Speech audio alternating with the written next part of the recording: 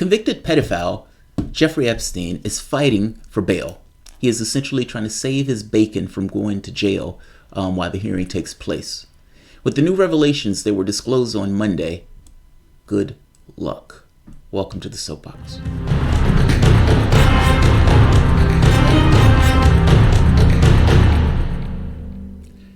My name is Jamarl Thomas. This is the Progressive Soapbox. Guys, if you enjoy this content, you find yourself coming back to this channel often, please consider supporting this content through PayPal or Patreon, not to mention sharing and liking the video. Only if you like the video. Don't share it if you don't like it. Also, join us for the Patron Appreciation or Contributor Appreciation episodes on Sunday. They take place around 1 to 2 p.m., usually around 2, more like 2 p.m. And it's usually my wife and I, pretty much, a less formal show. Not to mention we get to ham it up with the audience. So there's that. So let's do the news. This video is not going to be long, but I've been covering this case because I think there are going to be political implications for this case. Epstein, billionaire, at least suspected billionaire, is politically connected.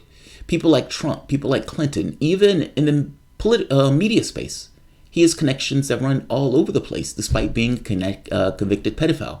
And this pedophile ring is really nasty stuff.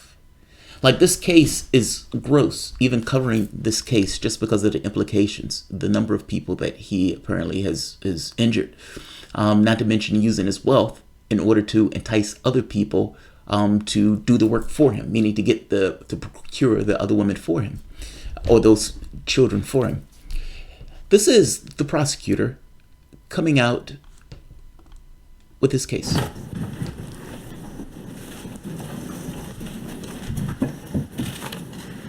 Good morning. I'm Jeff Berman, United States Attorney for the Southern District of New York. Today, we announce the unsealing of sex trafficking charges against Jeffrey Epstein. The charges allege that Epstein sexually abused young girls by enticing them to engage in sex acts for money. Epstein was arrested this past Saturday evening at Teterboro Airport aboard his private jet that had just landed from Paris, France. Epstein was taken to the Metropolitan Correctional Center in Manhattan, and later today, he will be presented before Magistrate Judge Pittman, and later a conference before District Court Judge Berman. The prosecutor continues on this, essentially saying, if there is anybody else that has been injured or hurt by this person or knows anything about this story, please call us and contact us immediately. They are going after him. Now, the attorneys for Epstein makes the point of, look, this is double jeopardy. You tried him on this once. The catch here is, though, that it comes across as somewhat of a pedophile ring, not to mention as pedophile island. And some of these things have taken place in New York, not to mention referring children back and forth between the two. They're going for 2 charges. Sex trafficking, and there's one other that's similar to sex trafficking. Essentially, not to mention, it's an argument that double jeopardy doesn't apply in this. So Acosta, Trump's labor guy that just stepped down, gave him a sweetheart deal, but he didn't tell the victims.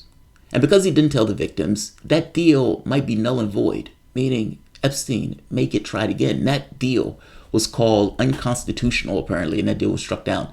Now, they've been fighting on that very particular point. Who comes out on that, I will let you know, but up to this point, that deal has been considered illegal.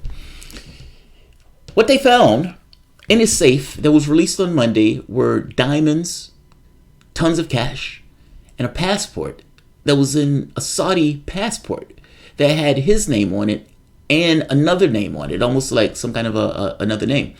Now, the passport had expired. The passport was apparently from 1980s, but it's kind of weird that he has a passport in and of itself with somebody else's name on it. It gets across the impression that he potentially was going to run. Now, the prosecutor's argument is, look, this gets across a potential for him evading the law. He's a billionaire, he has tons of resources, and he may run. And not just may run, if he's out on bail, he may use his wealth to intimidate other witnesses, or not just intimidate. In one case, there's a suspicion that he got somebody to run somebody off the road. Not just intimidate, but to bribe. the prosecutor is making the argument that he needs to be behind bars while this trial takes place, and that his great wealth is to some degree part of the reason that he should be behind bars. I love this, because usually it's poverty that gets a person behind bars, meaning the person gets stuck behind bars almost automatically because the person just doesn't have the resources to be and fight the kind of justice system. In this case, the prosecutor is turning that on its head, saying, look, this guy's a billionaire. And by the way, this argument makes all the sense in the world. This guy supposedly is a billionaire. He is at the least has $500 million. He has all sorts of assets and all sorts of capabilities in order to bribe witnesses, pay people in order to intimidate witnesses, or to himself evade the law by just fleeing. He has all sorts of support all across the world, meaning he has the potential and resources to leave. That's his argument. And now you're showing cash, diamonds, and a passport in a foreign country. Well, you can imagine that looks a little dicey, and the prosecutor looks at this and says, he's going to run. He needs to be behind bars. And just to be precise, this is Zero Hedge. Zero Hedge does a good job on these stories. FBI agents who cracked open the safe in Jeffrey Epstein's mansion discovered a pile of cash, quote unquote, dozens of diamonds, and an expired passport from the 1980s under a different name. Then listed his residence as, under a different name that listed his residence as Saudi Arabia, according to the Daily Beast, which noticed that it's unclear whether it's the same safe that contained the nude and semi-nude photos of believed to be underage girls. The passport was issued in the name of a foreign country. It was issued in the 1980s. It is expired. It shows a picture of Jeffrey Epstein and another name, said Assistant U.S. Attorney Alex Rosmilio. Federal prosecutors revealed the findings during the Monday bail hearing, for which U.S. District Judge Richard Berman said would announce a ruling on Thursday. Some of Epstein's accusers were present during the courtroom session to oppose the request for release on house arrest pending the trial for sex trafficking of underage girls. And we shouldn't call it house release, we should call it mansion release, because that's essentially what it is, a palatial mansion release. He will be able to kick about in his $77 million mansion. That is in no way... I understand that you're innocent until accused until guilty. Fair enough. And if you want to make the argument that nobody should be in jail while they're having a hearing, fair enough. But if you're going to make the argument that anybody should be in jail while the hearing takes place, this seems to be the poster boy for it. It seems to be the poster boy. Let's keep going. Monday's bail hearing follows a flurry of filings in which Epstein's defense team and federal prosecutors dueled over whether the filthy rich money manager would go to Lamb if he was released, essentially would he run.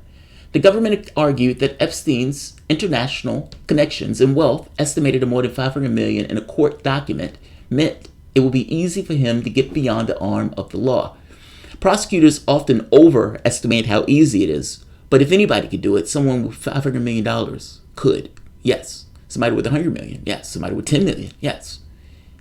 Epstein was considered a billionaire. He has connections all over the world.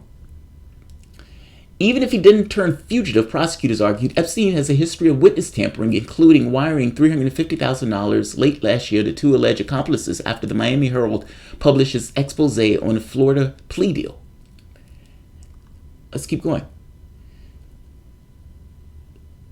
The wealthy financier's lawyers also argued that the prosecutor, that he's protected under terms of the 2008 immunity deal, writing, in essence, the government seek to remand a self-made New York native, a lifelong American resident based on dated allegations for which he was already convicted and punished, conducted the relitigation of which is barred by a prior federal non-prosecution agreement, the NPA. That's the NPA that everyone is talking about. This thing where they didn't even tell the victims that they were going with this particular agreement. Now, Acosta says this is the best that he could do.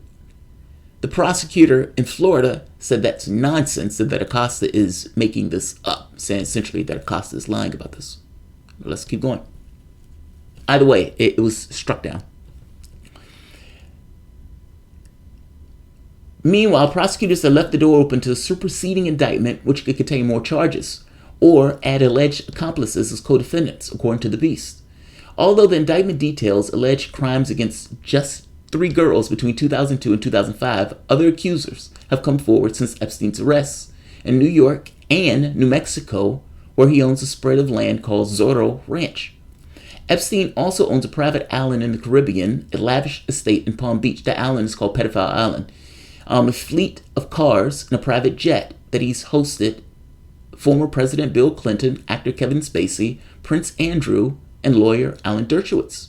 2 of Epstein's accusers have said in court papers that Dershowitz was aware that and even took part in sex with minors, which he vigorously denied, yet Dershowitz flipped out when he heard that one.